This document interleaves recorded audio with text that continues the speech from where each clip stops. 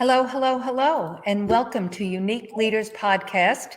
And I'm Megan Martino, and I am here at the Novitas Spa and Medical Rejuvenation Clinic. And I am going to be interviewing, I was going to say introducing that as well, but interviewing today Kay Briggs. And Kay Briggs is an amazing artist and a creative woman here in Georgetown. Want Kay to share her story, but first, a little introduction. She has a beautiful boutique here in Georgetown called Pink Poppy, and it is just such a beautiful, just naturally beautiful, with not only beautiful clothes, but her designs and decor. But Kay came to Georgetown 15 years ago with her husband, and she has a very interesting, unique journey of how she came to this very well-known and loved boutique, the Pink Poppy. And right before COVID-19, she moved to the prestigious Rivery outside of the beautiful Sheraton Hotel here in Georgetown. But many people have that story, right before. Yeah. And so, but that's hope and possibilities. It's about never giving up on your dreams. And the Unique Leaders podcast came to birth through this time because I felt that it was important to share people, not just in Georgetown, but all over the United States, story of people that rise above circumstances like this COVID-19. So Kay, welcome, my dear. Thank you. And so we have known each other for a while now. You've had initially your boutiques plural, here on the Georgetown Square. So we've known each other as merchants on the square and business entrepreneurs and women in business. So we've known each other together that way. And so you shared that you were not from Georgetown, but you grew up as an Army, I think you said, brat, or a military child? Marine. Okay. So just a little bit about your background, where you grew up and where did you live as a military child? My dad was in the Marines until he retired. And so we were all over the place, Texas, California, various other places. And, and a lot of times we were by ourselves while Daddy was off doing what he was doing. And we stayed in California most of that time and in Texas most of that, the rest of that time. So when Dad retired, we came back to Texas, which is where he was born. Actually, where all of us were born, all of my whole family, my brothers and everybody, we were all born here in Texas. I was born up towards Dallas. So anyway, so we came back, just kind of went through school, went through high school, your normal stuff. And I ended up in Houston, Texas. And that's where I met Charlie, my husband now. And we got married and we had 3 boys in Houston. We were there for like about 27 years. And in that time, I did a lot of different things. I didn't really realize it that, I was always an entrepreneur, but I just didn't know it. So I was always doing stuff and trying this, trying that, tapping into this, tapping into that, and I learned a lot of things along the way, doing a lot of different things. But I was always a real creative type. I would sit for hours and draw and paint. And I don't know what I haven't tried when it comes to artistic mediums. I've tried everything. There are some that I love and there are some that I hate. Like I'm not an oil fan. I don't like oil. And I don't like watercolors. And it's kind of funny, oil takes a long time to cure and I don't wait well. And watercolors doesn't have the lines that I need to, I don't like that, so that's very hard for me. And and there are other things that I can do really well. So I do them. What else? Moved here. Actually, what happened is when I moved here, my husband was overseas and he was traveling and we were living in Houston, and our youngest son, who is now 30, was a sophomore, just starting a sophomore year. And we decided to move. So we moved to Georgetown, actually moved into the house I'm in today, moved to Georgetown. I remodeled my house and, did all the stuff. And then I decided, well, now what am I going to do? And I decided that all I really knew was I knew athletics because I was a coach and a athletics director, and I knew how to do all that stuff. And I knew art. Those are the only two things I really knew. So I went back to coaching. I started. I did some Georgetown volleyball club coaching for a little while, and then I started painting again and creating and things like that. So that's kind of how my journey started here. I started doing market days on the square, and then I ran into a gentleman that owned the building that a lot of you will remember. It's trying to think of the name of it. It's now MCO. Okay. Yes. But you remember before that? Yes. Yes, he was an attorney from California. Yeah. I don't remember his name, but he bought that building. I'm just drawing a blank. But anyway, they had that Mexican market there, and then him and I connected, and then we took it and made it into like an artisans co-op. And I was there for a couple of years, and then I went and started Diva Chicks on the other side of the square. I had a partner at the time, and then I don't know, a few years later, I decided I sold it to Etta, and in 2013, and then I went over across the way over there and started Pink Poppy in October 2013. I was there till just actually this end of January this year, and we moved over to the summit at Rivery Park, and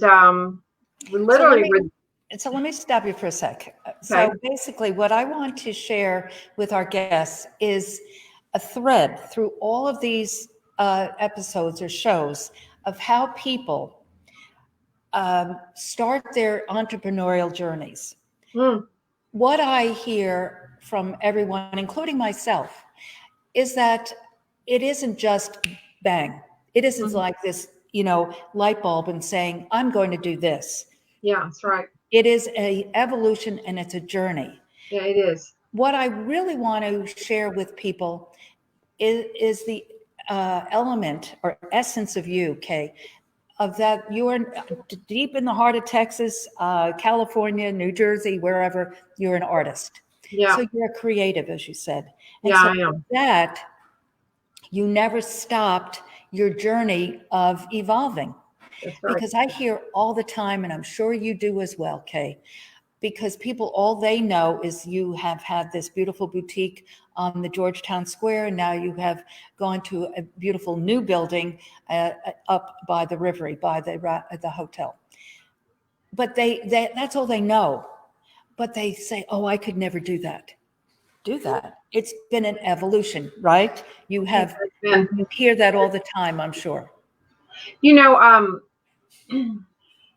I've taught school, and I've taught art and health, and I've done a lot of things like that in lots of different forms. But one of the things that I've always told anybody, whether it was a student that was a younger student or an adult, is that everything in your life that you do, if you just, if you follow your heart, you lean into those things that light you up, that you're interested in, that bring you joy, that make you feel fulfilled when you're finished.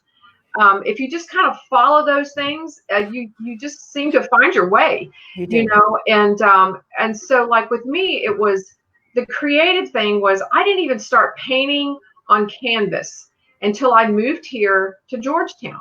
Mm-hmm. And I never really realized how much I absolutely love that. But in the past, I've done all kinds of things. Like I did makeup. I used to do makeup for a living. And but so the whole point is that I'm not doing makeup now, and I'm not necessarily painting now. But there's a lot about those threads between those two creative worlds that I still use. So I understand color.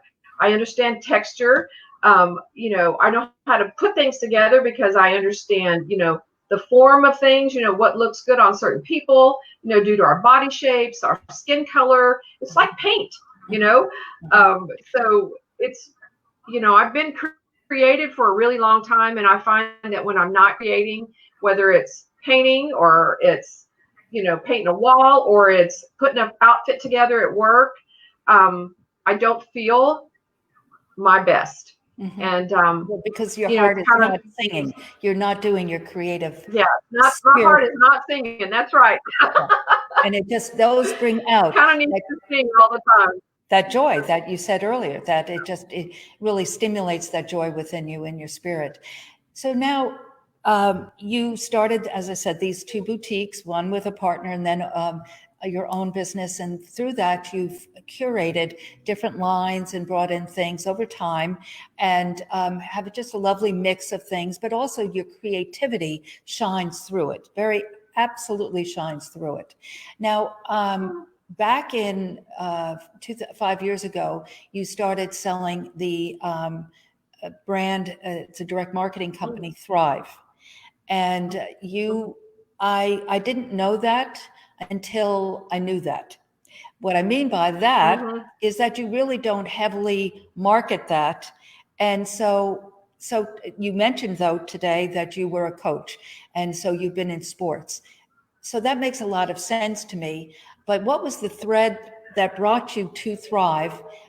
So here you have a boutique of clothing, and then you started introducing to whomever, your friends, your family, and whomever, Thrive. I'm familiar with Thrive, but how did that start? And then I'm going to take it over to where we are today.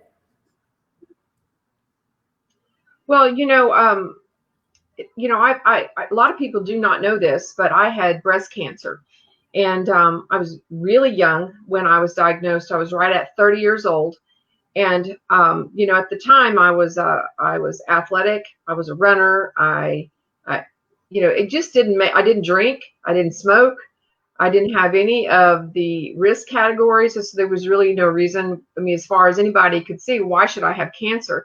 So that kind of started me on a journey of being very aware of food, nutrition, and just a lot of things that I didn't know. Mm-hmm. So when I came to Georgetown, and I was it was 5 years ago actually. It was the weekend of the Poppy Festival, and I was actually contemplating not moving forward with my retail business because I was exhausted, tired. I didn't feel well. I was having a lot of issues and health issues, and I'd gone to the doctor, and it's just a long story that it just none of it ever made any sense to me. And I'm sitting here, I was like, wow, I'm doing everything I know to do, and I just can't make this work, and this body is just not working for me. And I don't remember how it all came to pass, but a girlfriend of mine introduced me to the product, and I started taking it. And then it was a game changer. Didn't take very long, but just a few weeks. And I have it's a 3-part system that I've taken every day for 5 years. And you say that I don't promote it much, I think what happens is that, anything that's in a direct marketing thing, people tend to be somewhat skeptical in the first place. So the reality is I find that I do better if I have relationships with people and they trust me and they've seen where my life was and where my life is now. And people that knew me back then, if they ever look at a picture and they go, wow, you look really different. You look younger than you looked back then. And it was because I wasn't healthy. Mm-hmm. So, that's where that came into play, was just, I was determined to be my best. I wanted to keep doing my life, and I couldn't keep doing my life and not be healthy. So, it was a game changer. So that's where that came into play. That's how, I wanted to bring it up. I wanted to bring it up for 2 reasons. One, what you just shared. And I was introduced to Thrive personally this year. And like you said, it's very easy. It's supplements and then a shake. And I mean, it's just very simple, and a patch. So it's very easy to use. And I'm a system-oriented girl. But this show is about you. And so I recognized that you are taking this, but I also now want to swing back over to this pandemic. So here you opened this beautiful facility, beautiful. I mean, it was a step in faith, regardless of a pandemic, to leave your home, I guess you'd say, the square, and Yeah. go over to the Sheraton. So, and the Rivery complex. So share a little bit about that, and then we'll go into the pandemic and talk further. Well, I know a lot of people there are a lot of people that are dumbfounded that I left the square. And I understand that. But what happened about a year and a half or so ago, I realized that I was not was not comfortable. I was not happy, and I was tired, and I didn't like what I was doing. And I was really pretty much I'm done. I quit. I mean, I was so close to just saying I'm finished here. And but I took a step back and I said, just wait a minute here. You just think about. And so I just logically picked it apart. I said, what is it about my life that I do not like? What is it about my life I can do something about? And what is it about my life I can do nothing about? And am I okay with that? And it really got down to that. And I just said, I realized that it wasn't that I didn't like my life. It wasn't that I didn't like my business or what I was doing. That never changed. It was really, I didn't like how I was doing it and how it was doing me. And so I determined that a lot of it was the size of the space, and everything about having a 2,400 square foot space was just too much, that I didn't want to do it that way. And so, bigger is not always better. And I will tell you that smaller and moving into a smaller space has been the best decision I've ever made. I am comfortable there. I love it there. I mean, I love downtown. I do, and I miss downtown. But I love where I am. It feels like home. It feels like it was the right move. And even with the pandemic, I know I moved when I was supposed to move. I've never thought, even with this all coming, oh my gosh, I should have stayed downtown. I never thought that. Not even once. It never came across my mind. I knew I'm where I'm supposed to be. And no matter what happens, I truly believe God is absolutely in control. He knew this was going to happen before I did. And so if he did, and I'm following peace, in which I did, he will provide and I will be fine. So I just keep moving forward. Absolutely. And one of my adages is to take that first step. You have to take that first step, and the second and third step will be revealed to you. We don't have to figure it all out. Trust in the Lord and he will guide us. And, I'm sure you've thought about this, but if you had not made that step at that time, you would not have made that step right now, because there have been too many conflicting things. And so the Lord knew that you needed to make that change, do the finish out, complete it, and then go into a season of whatever that was. So during this season of, as I say, I've been in business 30 years and I've never locked my door. I mean, that's the antithesis of how I operate and think. I've been through several major pandemics, but I've never stopped. So with that, what did you do when you saw that you had to close the door? Well, I was really shocked, and I was like, I remember just thinking like, wow, I did not see that coming. And, but then again, I jumped back to, I didn't see that coming, but I know God did. And so if that is the case, then there is a plan. And so, I literally on Monday, when they said close, I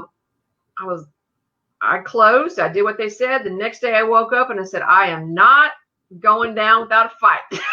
So I woke up the next day, I went to work. I went to work almost every single day since the whole thing. I mean, I took off a few days in between because I got tired, but other than that, I worked every day. I just had to pivot a little bit. And but I'll tell you what, that I have found in this whole thing, though, it made me realize that I can still do me. That the stuff that I started with, like, the ability to do my craft, that what I call it, my craft, to do what I do, I still have it. And so I just changed how I did it. And, like here we are on a podcast and we're talking about this. You're at work and I'm at home. And so, that's kind of how this thing has gone. I decided that I would get up and I said, what is the most coveted thing I have in my store? What's my number one selling piece of product? And it's the Consuelo handbags. So what I did was that Tuesday morning, I got up and I said, I'm going to do a Consuelo sale. So I did a sale on Tuesday, the first day that we were supposed to be closed. Had the biggest day I've had in a really, really long time. And then it didn't quit on Tuesday. Then it went over into Wednesday, and then it went over into Thursday. So I was busy for the first week of the pandemic. I was busy selling stuff, and so then I started doing Facebook Lives. You know, here we are on a podcast. I did Facebook Lives. I will tell you that those Facebook Lives make me jittery. I mean, but I do them anyway. And so I've learned to walk and lean into the things that I am not comfortable with and do it anyway. And it always proves to be productive. So I called people on the phone. I did Facebook Lives. I did anything and everything. And literally almost every single day, I made a sale or two or three or four. You know, I made money. And so I stayed active, productive, and relevant. And I just took the time that I needed, and I caught up on some things. I changed some operational things I thought needed to be changed that I hadn't had time to do. And that's what I did. I just kept working. Yes. You know? And that's how this Unique Leaders evolved too, because I had been doing two podcasts a week, but it was just me. And one was Motivation Monday and Totally You Today. And I said to myself, well, people are going to get mighty tired of me. So, but I also had a staff, and I knew that I could not go dark. I could not send the message out to the marketplace. And that's what you're saying with what you did. That's right. I could not go dark. And so we do manufacture our own clinical skincare. And so, like you said, made sales every day, but I couldn't go dark. So I also had to be the team leader, as I am, with my staff. And so we started doing Zoom calls every 3 times a week. And from there, I said, hey, let's get on and do Facebook Lives. Mm-hmm. Everyone was really game for that. But then we realized we couldn't be on the same screen. So then we found StreamYard, which we're on right now, which is a great platform that then reconnects with Facebook, but we can be together. And you can be home and I can be here. And like you, I dressed every day and came down here every day and started working on things with my graphic gal, Elizabeth Hauser, who also does my social media. So we have stayed, and I love your word, relevant. We stayed in front of people. And I'm sure during this season, you also sold some Thrive, because people were looking to be as healthy as they could be during this health crisis. So I'm sure that was a key to that as well. So yes.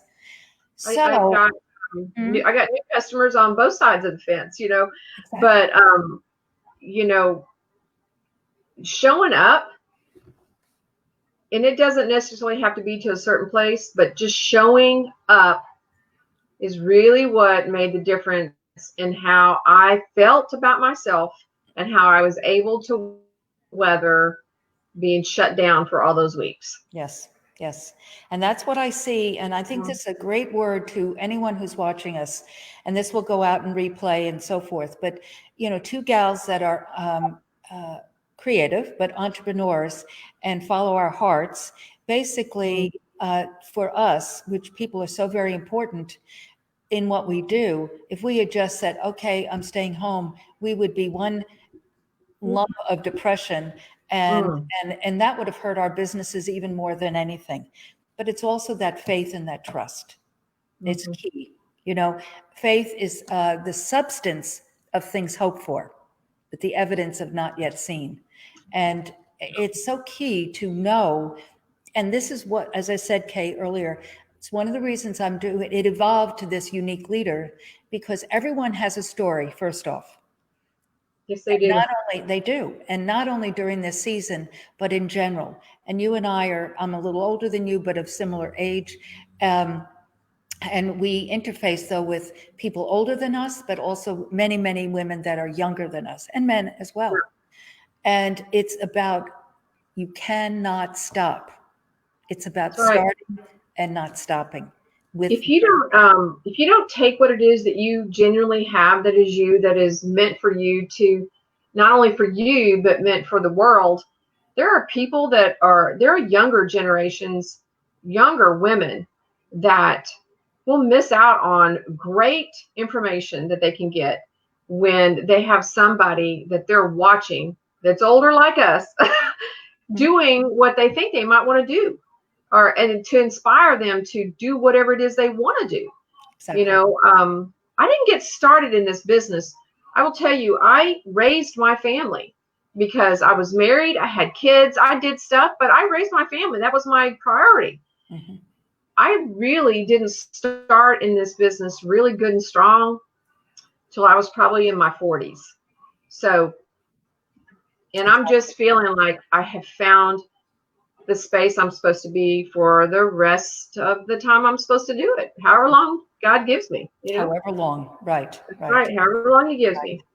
And you said something also very key about when you knew and you did that kind of legal pad exercise, what are you happy with, what are you not happy with, and you really broke it down. And that's a very key thing to do in life as well. It's not throwing the baby out with the bathwater, but it's also looking at what is it that makes my heart sing, and really analyze and go deep, do that deep dive and see what really is about it. So you saw that it was not the boutique, it was the size of it, it were things about that, but to then create a new space. And I'm sure that made your heart sing, because it's absolutely. That was definitely really, I walked in the store, I was like we opened on a Friday. I walked in Saturday morning all by myself. I walked in, I had this noticeable, like this sigh, and I just felt like, I said, oh, I am so home. It was, I knew I did what I was supposed to do.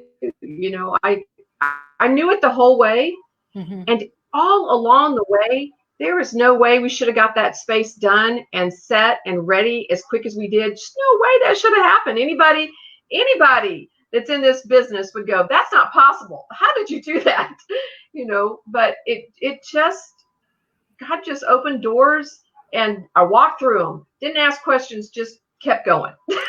When He has a plan, that plan is there. I love Proverbs 16:9. We have our plans, but God orders our steps. And, and we need to have our plans, but that's that pivot to know and to follow. I just want to share that it's interesting. Other than our friend Nick Austin, everyone else who's been on here are men. So if you're still on, Tom Ramsey, I'd love to interview you, sir, very much so. Ronnie Zapata, Charles Foreman, one of my fans, James Gay, thank you for joining us today, Kay and I, because this is truly, as I shared earlier, it's not just about women in business and entrepreneurs, but it's entrepreneurs and also people who are working through challenges of this unprecedented time. It is an unprecedented time.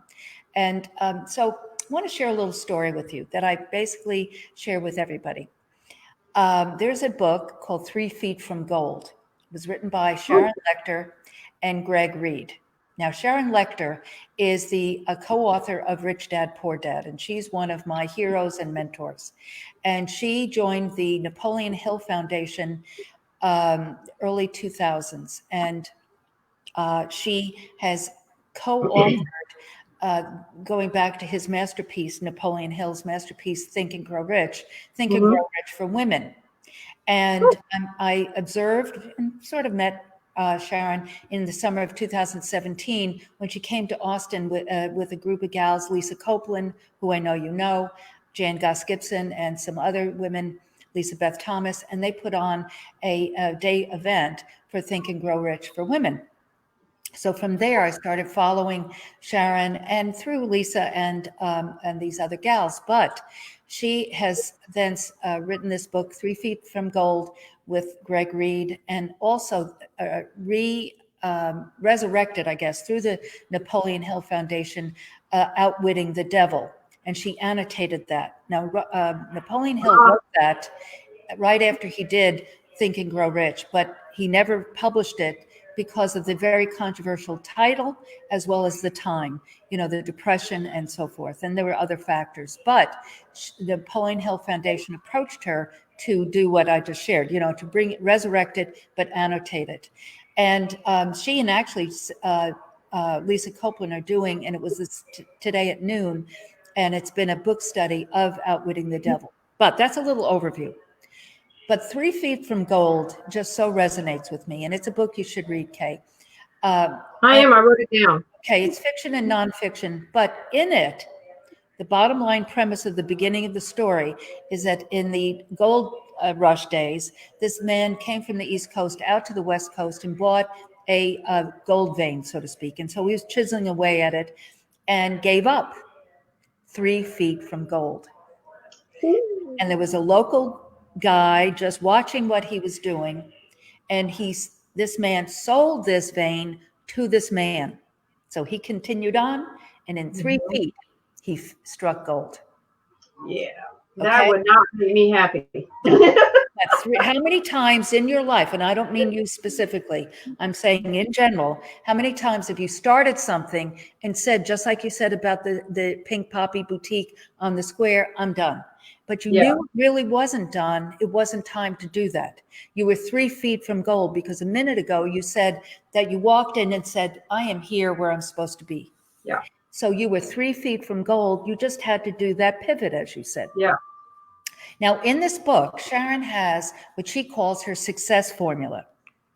And it is your passion plus your talent times association times action plus faith equals success. Okay? So I'm going to repeat.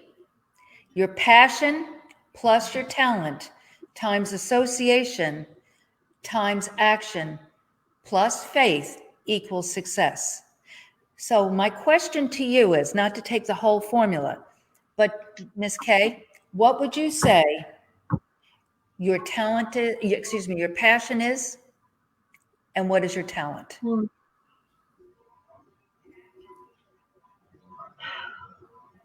Well, I'm passionate, period. I'm passionate about a lot of things. So to me, passion is not necessarily a particular item. It really is a lifestyle and a choice, like joy. I passionately just love life. And I appreciate being alive. I appreciate that God has given me what he's given me, and that he allows me to keep doing what I'm doing, and he trusts me to do what I do. And talent, however, I think is very different. Those are creative things that I really truly believe we are all born creative. There are some people that will skill it, and some people that will leave it alone and leave it behind. But an architect is talented. A landscaper is talented. An artist is talented. It doesn't necessarily mean that you paint, but to me, my talent is, oh my gosh. Well, I'm not. I would say that that I'm just artistic. I really love to paint. If I told my husband one time, I said, there's one thing in my life that I would be sad that I couldn't do, it would be paint. Mm-hmm. And so, though I don't do it much, I have gone very aware that, like, some people work out because they got to work out. Well, me, I realized it's painting. And so I started painting a little bit here recently when I was, off a few days, and just did a few little things and said, oh my gosh, how I miss that, So I hope I answered that. No, you did. I mean, well, first of all, no answer is correct or wrong. It is yours. It's your heart. Everyone answers that differently, and I love how they answer it. And it is, you're passionate about life, and you take your talents to it, which is artistic, creative. And that is, and to me, passion and purpose are kind of colliding together. And so, and then taking it, but that talent is what is the fertilizer to it. But there's no answer right or wrong, but it is. And the way I just looked down, and Lisa, I don't know if you're still on, but Lisa has been on the podcast. And so I just shared, Lisa, if you're here and didn't hear it, but I ask everyone, and I'd love you to come on with me, Lisa, but about the success formula and the passion and talent. But Kay has been sharing today, who's the founder and designer and owner of the fabulous, unique boutique here in Georgetown, the Pink Poppy. And as I call this, the Unique Leaders Podcast, because Kay, I look at you as a leader. You, when the city stopped doing Ladies' Night Out before Christmas at Thanksgiving time, you took the ball and just was a leader and put it together and continued on. You are a true leader in this community. You have a heart for the community. It's not hard to have a heart for Georgetown, but I'm sure you agree with that because people are very special. But you are a true leader in this community. And I so applaud you. As I said, this woman opened an amazingly beautiful boutique at the Rivery by the Sheraton Hotel. So if you're in the Central Texas area and want to take a day trip up to Georgetown, then go over to the Rivery and visit the Pink Poppy because it is exquisite. It is. I went in right before we had to close that Sunday, right before we had to close. And like you said, and I saw the hand of God in it because I followed you. Because I have designed and opened, brick and mortars, and the way that came together so quickly, it was the hand of God. It was pretty miraculous. I will say that. We closed the store downtown the last Monday at 5 p.m. of January. Tuesday, Wednesday, we moved everything. Thursday, we set everything up in the store at the new space. Friday we opened. I do not know how we did that. Supernatural serendipity, true serendipity of, like you said, the obstacles just came down. So that's wonderful. Well, your information, your website, your phone number is on the ticker tape here. So, and it'll be in the text of this podcast. So I really suggest, and you have a website, like you said, selling your Consuelo bags, and they're always available on that, and your other items. And that's a beautiful website too, Kay. It's really a lovely website. Thank you. So, I know a lot about you, but I didn't know the backstory of, whence you came. So that's what's also fun about the Unique Leaders, because everyone has a backstory of where they came from. And truly, if you are watching this and are sitting in your home or wherever saying, I really want to do something, just go within, listen to your heart and start. And it could be just whatever, like Kay said earlier, just start painting or doing or whatever it is, just start. Nick Austin, her nonprofit, We Are Not Broken, started from her creative tool, which is photography, but she just said, I'm going to keep doing this, and that's a whole other story. And she was on the Unique Leaders podcast last week, so you can always go to that show. Well, Kay, thank you. Is there anything else you would like? Because you are a woman of many words. Your Facebook, no, I mean this sincerely. Your Facebook, I always look forward to your Facebook posts because you have such wisdom. You always share things of depth. And I wouldn't say that if I didn't feel it or look forward to it. So is there anything you would like to leave our guests before we close today? Well, thank you, first of all, for including me on this podcast. And I appreciate being part of Georgetown. I am grateful for our community and for our customers. And I'm grateful for all the opportunities that I've had and that's coming. And just come see me. I'd love to see you. I'm usually not there on Wednesdays. I'm trying to be good about having a particular day off so that I can recover. But a lot of times entrepreneurs forget that they need normal time away and they need to rest. And so I am, I didn't have a lot of that during the pandemic. So right now I'm taking it. It's called balance. called Yeah, balance. I'm trying to work on that so that I'm home and I'm doing normal stuff. Taking care of Kay. Excellent. Taking care of And me. that's another piece of wisdom that we all need to listen to. Take care of self. It's all important. Well, thank you, my love, for Thank being with you. me today. I And appreciate as it. both Kay and I are saying, go visit the Pink Poppy and her website and all that she does.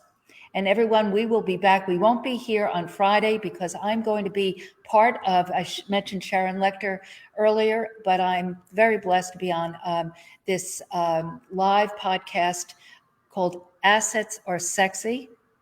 And she is the moderator, but Lisa Copeland and Danelle Delgado and Kendrick Shope and many others are in, sharing their wisdom. And I'm one of the sponsors and a panelist in this. So this will be all day Friday. So we may do a little live with it, but we're not doing the unique leaders. Okay, so follow that. Thank you. Thank you. Well, everyone, thank you for joining us and be blessed. All right. Bye.